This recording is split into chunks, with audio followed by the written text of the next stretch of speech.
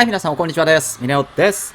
はい、本日は、知って強くなるシリーズ第2弾ということで、ベータ情報が、一応基礎にはなるんですけども、そちらを基礎としました防御力及び属性耐性についてちょっと考えてみたいと思います。はい、今回若干ちょっとね、防御力やその耐性が今までと少しもしかしたら違うかもしれないというところで、ちょっといろいろ、あるデータを使いつつ計算したりしてみました。その中で、これ結構大事だよというところ、大まかに5つご紹介できたらと思います。はい、では早速行きましょうか。はい、ということで1つ目。はい、1つ目、なんと言っても、レベルですね。はい。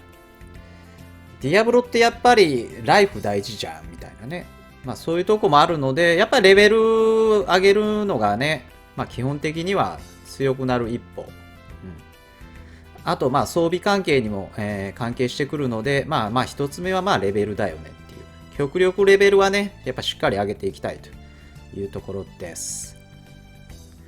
はい、そして二つ目。はい、こちらは別の動画でも少しお話しさせていただきましたけども、今回ステータス、筋力、知力、意志力、敏捷性等々が、若干ちょっとね、内容変わってますというところで、今回の、防御力や、属性の耐性に関与するものが、筋力ですね。まず筋力、これ防御力、直結して上昇します。はい。そして、属性耐性アップが知力ですね。なので、この防御力関係においては、この筋力知力が非常に大事なステータスとなってくるので、そこは、理解したいところです。ただ、ステータスに関しましては、基本的には、まんべんなくこれ上げていった方がいいんじゃねっていうのが今のところの見解じゃないでしょうか。はい。で、そのあたりを踏まえつつ、じゃあ実際、防具というかステータスかな。はい。見てみますか。はい。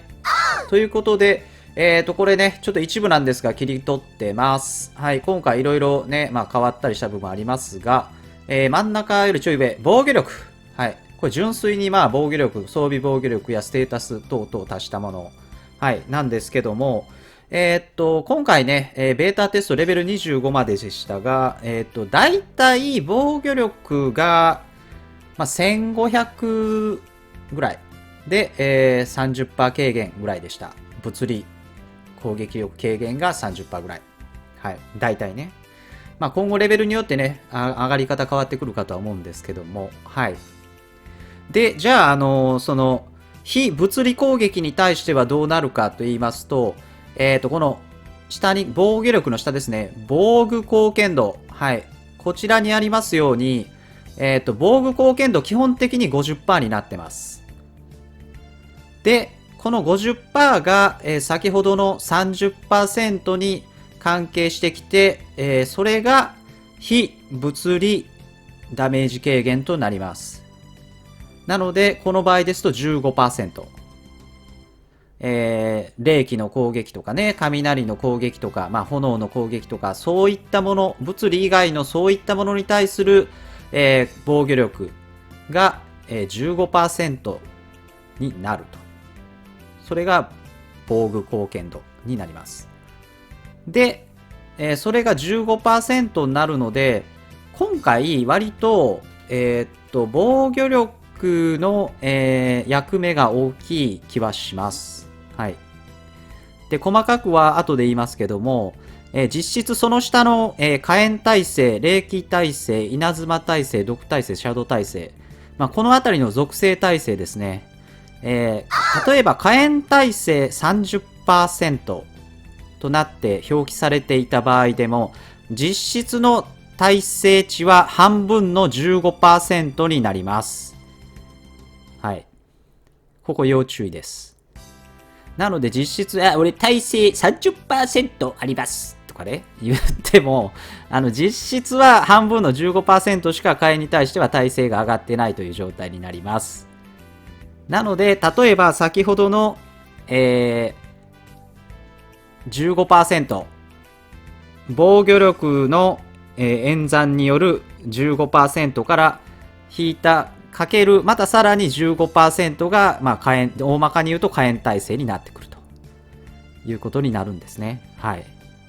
で、この火炎耐性は、まあ、装備関係とかで、たまにプラスでね、ついてたりするんですけども、演算処理になるので、ごめんなさい、乗算処理になるので、なかなか上がりにくいです。足し算じゃないので。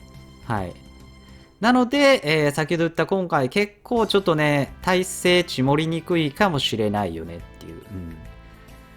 防御力ちょっとガン積みしていった方がもしかしたら結構、属性耐性に対しては上がっていくかもしれないねっていうところ。はい。はい、そして5つ目なんですけども、こちらのステータス下の方書いてある、全ダメージ減少、近距離敵からのダメージ減少、遠距離からのダメージ減少とあります。はい。で、ここはちょっとね、検証がちょっと不十分なとこもあるので、まあ、大体で聞いてほしいんですけども、今までは、防御力貢献度が、先ほどの計算だと 15%。で、火炎耐性が例えば 15% とした場合、敵のダメージかける、15% かける 15% というような計算になるとは思うんですけども、先ほど説明した、全ダメとか近距離ダメ減少のところは、それにプラスした値がおそらく減少値になるので、かなり割合が大きそう。はい。ここちょっと間違ってたら本当ごめんなさい。多分これめちゃめちゃ重要なところかもしれない。全ダメージ減少、近距離ダメージ減少、遠距離ダメージ減少。まあ実質そのね、例えば防具とかにもこれ書いてありますけども、全ダメージ減少に関しましては、全てのダメージ減少ということになるので、かなり重要じゃないかと思います。なので、極力最大数値の防具を選ぶことが大事。ただ、この減少系増やすのは乗算になるので注意が必要となります。なので、まあ、このあたりは、まあ、ベータ期間もしくは正式版発表で若干変わってくる可能性がありますので、くれぐれもそこだけはご容赦いただきたいですが、今回かなり、防御力の比率は高いんじゃないかと思います。なので、筋力系のババちゃんとか結構いいかもしれないですね。はい。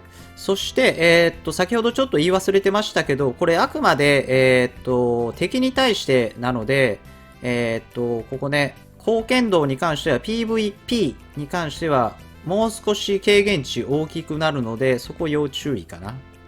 はい。PVP に関しては、防具貢献度の割合が大きくなりますので、はい。特に、状態異常系というかな、属性系のダメージは、基本通りにくくはなってるみたいです。はい。ただ、まあ、PVP に関してはね、結構バランス調整ほぼしないよみたいなことも言ってるみたいなので、はい。まあ、その辺はちょっと頭の片隅に置いていただければいいかなと思います。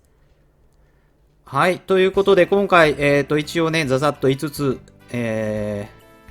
やってきましたけども、もう一度言いますと、大事なのは、まあ、レベルですね、のライフ関係。そして、ステータス、筋力、知力関係。そして、防御力。まあ、防具貢献度かな。はい。そして、属性耐性は、まあ、今回結構、アップしにくいかもしれない。そして5つ目がダメージ減少値の効果ということになります。はい。ということで、いつもご視聴ありがとうございます。またよろしければ、コメント等でいろいろ教えていただけると幸いです。それでは皆さん、長時間ありがとうございました。失礼します。